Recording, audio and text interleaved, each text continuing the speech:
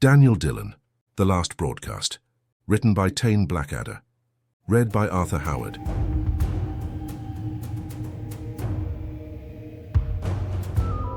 The rain had finally stopped, leaving the city looking like a drowned thing slowly gasping back to life.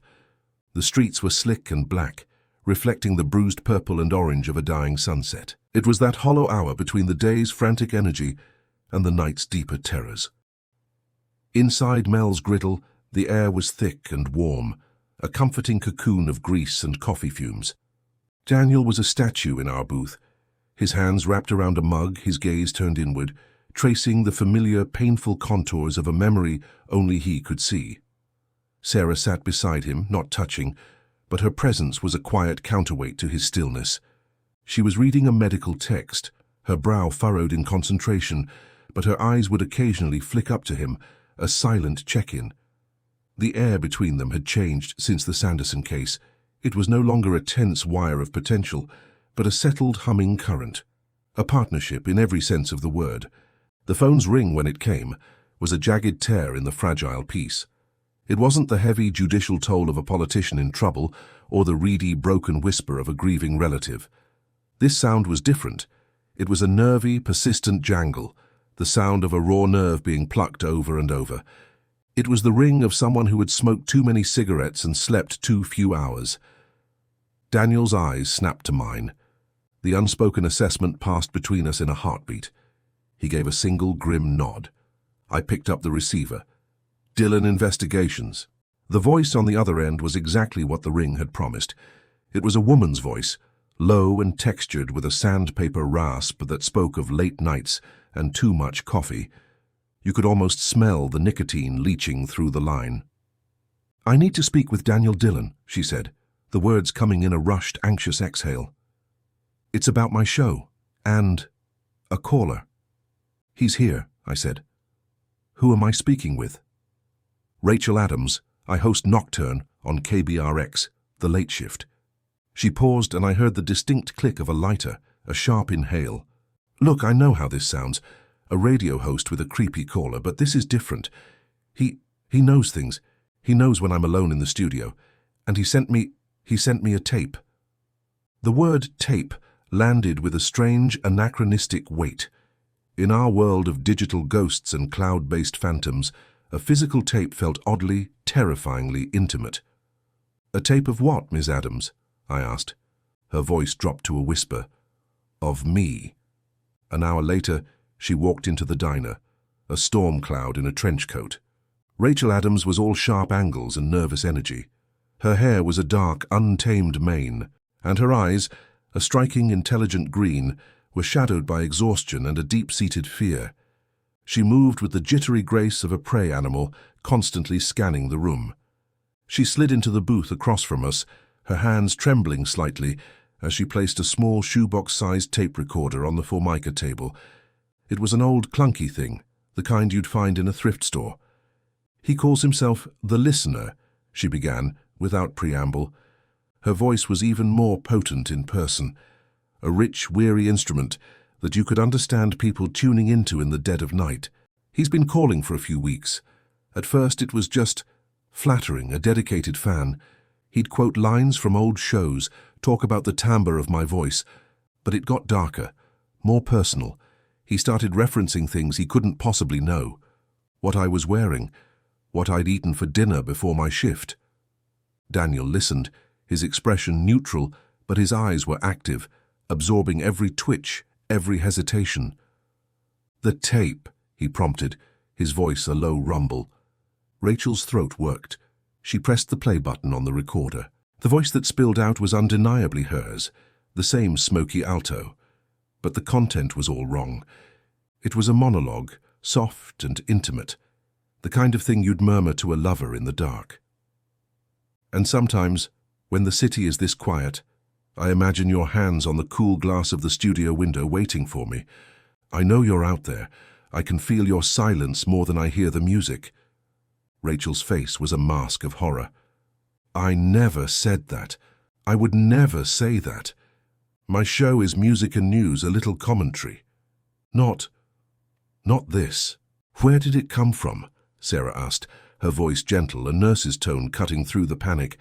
It was in my mailbox, no postmark, just my name. Rachel swallowed hard. But that's not the worst of it. The worst part is the background. Listen. She rewound the tape a few seconds and played it again. We all leaned in. Beneath her fabricated, intimate monologue, almost subliminal, was a sound.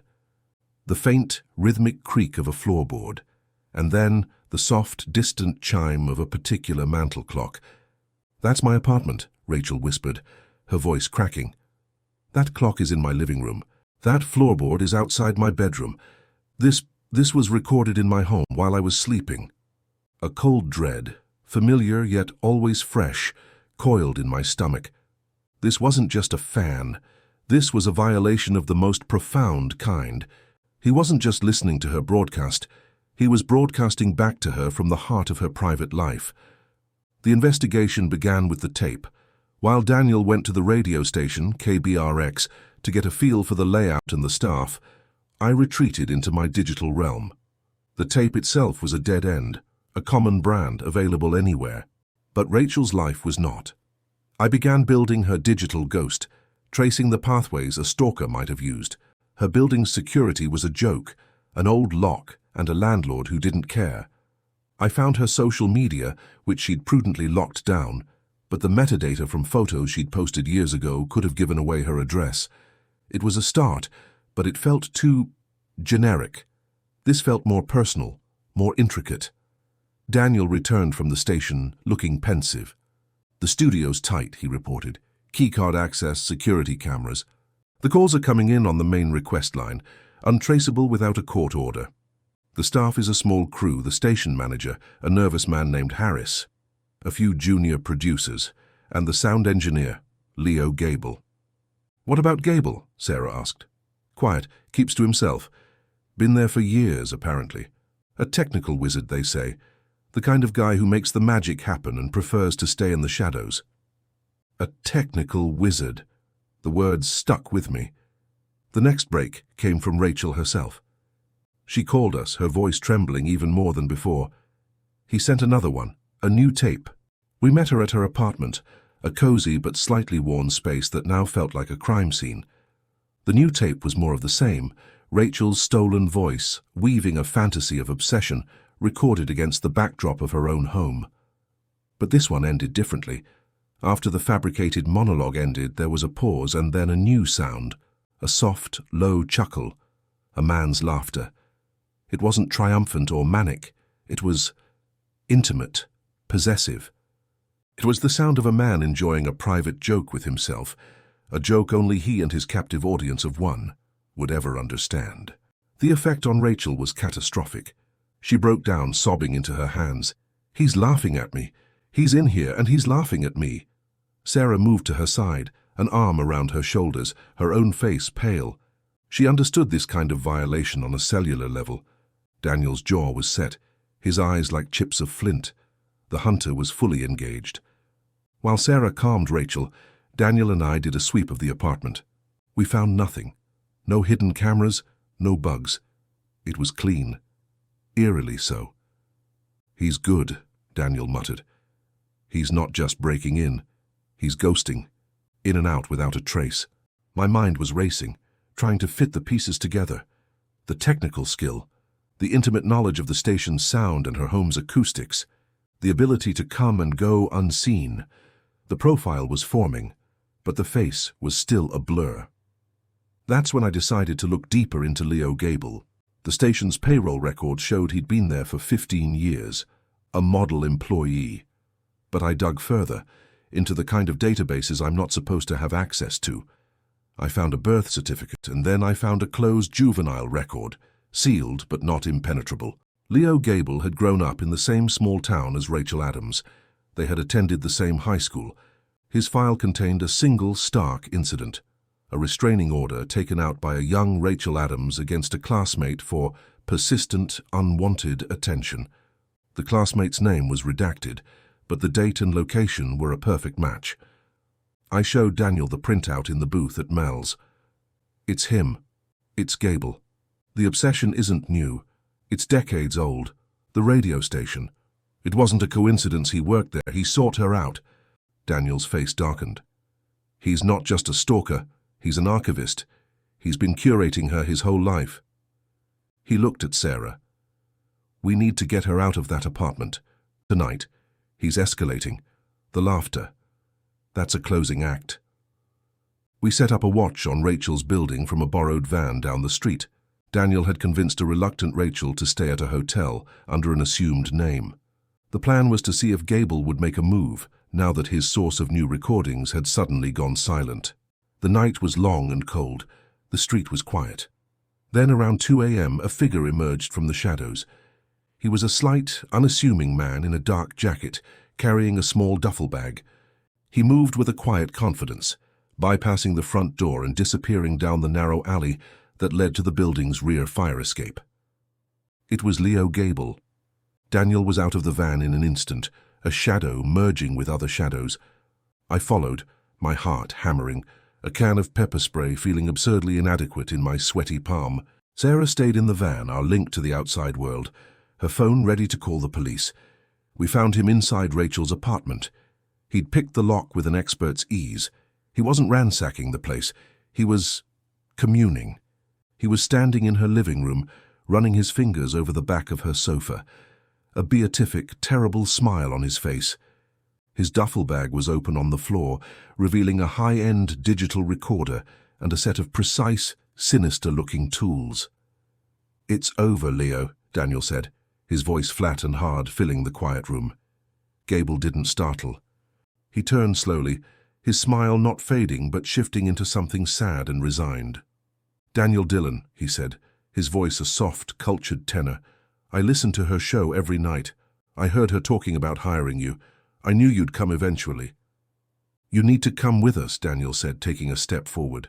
Gable shook his head, his gaze drifting past us to the empty bedroom. "She's not here.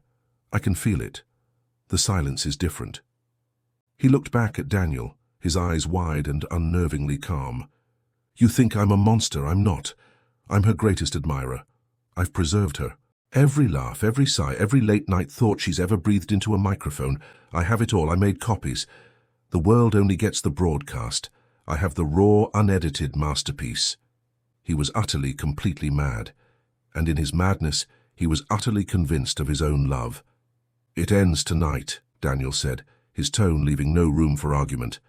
Gable's smile returned, a ghost of a thing. "It already has." His hand dipped into his jacket pocket. For a heart-stopping second, I thought it was a weapon. Daniel tensed, ready to spring, but it wasn't a gun. It was a small silver pill bottle. In one fluid, practiced motion, he unscrewed the cap and tossed a handful of pills into his mouth, swallowing them dry. "No!" Daniel lunged forward, but it was too late. Gable sank to his knees, his body already starting to convulse. The serene smile never left his face. "Tell her," he gasped, his voice a ragged whisper. "Tell her the last broadcast was just for her." Then he slumped to the floor, his eyes fixed on some distant, private frequency, the source of his obsession finally and permanently silenced. The aftermath was a grim, procedural blur. The police, summoned by a shaken Sarah, took over the scene. We gave our statements. We showed them the evidence, the connection, the twisted 20-year history of it all. It was another closed file, another ghost laid to rest. But the victory, as it so often was, felt hollow and stained. We met Rachel the next day to tell her it was over. We sat in her hotel room, the air stale and anonymous. When we told her it was Leo, her face went blank with a different kind of shock. "Leo," she repeated, bewildered. "But he was so quiet. He was just the guy in the booth. He made sure my levels were right." "He's been obsessed with you since you were teenagers," Daniel said, his voice softer than I'd ever heard it with a client. "The station, the tapes, it was all a continuation of that." She absorbed this, the horror dawning not as a scream but as a slow, chilling realization. The monster wasn't a stranger in the dark. He was the quiet, unassuming man who had been sitting 10 feet from her, 5 nights a week, for years. The man who had expertly captured her voice only to warp it into a nightmare. She didn't cry, she just sat there, looking smaller and more alone than ever. We had given her back her safety, but we had stolen her peace. She would never again sit in a studio, put on a pair of headphones, and speak into a microphone without wondering who was truly listening. Back in the booth at Mel's, the silence was heavy. The rain had started again, a gentle tap-tap-tap against the window, a sound that usually soothed me. Now it just sounded like fingers drumming, waiting. Sarah was visibly shaken. The suicide had hit her hard, a violent end that echoed the clinical horror of her own ordeal. "He loved her," she murmured, staring into her tea. In his mind, that's what it was, a terrible, twisted love. He thought he was preserving something beautiful. "Love isn't a cage, Sarah," Daniel said, his voice low. "It's not a recording. It's not something you can steal and keep in a box." He wasn't just talking about Gable. He was looking at her, and the meaning in his gaze was unmistakable. It was a promise, a stark contrast to the horror we had just witnessed. "I know," she said softly, and for the first time she reached across the table and laid her hand over his. It wasn't a brief touch. It was a statement, a connection, an anchor in the wake of the storm. I looked at my friends, the hunter and the heart, their bond solidified in the crucible of another's tragedy. We had stopped a monster, but the echo of his last broadcast, the sound of a love that had curdled into pure, self-annihilating possession, would linger. I thought of the tapes, of Rachel's stolen voice echoing in the silence of her own apartment. Some cases aren't about finding a missing person or uncovering a conspiracy. They're about the horror of being truly, intimately known by the wrong person. And as the phone began to ring again, its shrill cry a summons to the next fresh hell, I knew that this particular horror was one that would stay with all of us for a very long time.